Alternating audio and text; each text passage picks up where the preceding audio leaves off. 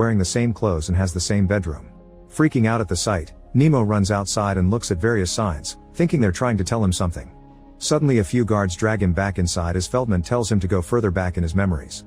Now Nemo is a little baby hanging out with the other children before they're born. At that age, everyone has a whole knowledge of their future, but when the time comes to be born, the angels of oblivion touch their lips to make them forget. However, the angels accidentally skip Nemo, and he's born with the skill to predict all his possible futures.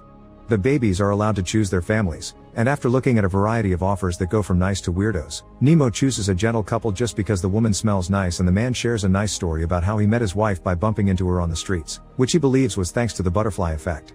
Nemo grows into a child quite happily, with his parents always making sure he feels loved. Back in the future, old Nemo wakes up to find a journalist entering his room. Visits are supposed to be forbidden, but he knows a nurse that sneaked him in.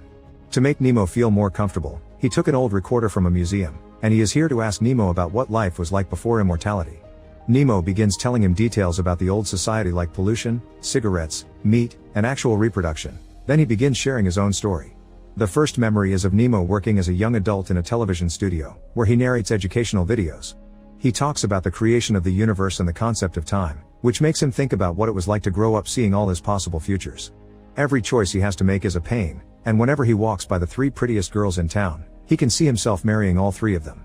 These are Jean, Elise, and Anna, who have already been seen in his other memories. One day, Nemo has a dream of his father accidentally running over a woman with a child. When he wakes up, Nemo tries to warn his father, but it's too late. The man has left the car badly parked and now the vehicle is going downhill, crushing the mother and the baby. The father is left in a very depressed state, and Nemo tries to tell his mother about the fact he can see the future, but his mother doesn't believe him and says he's only experiencing déjà vu.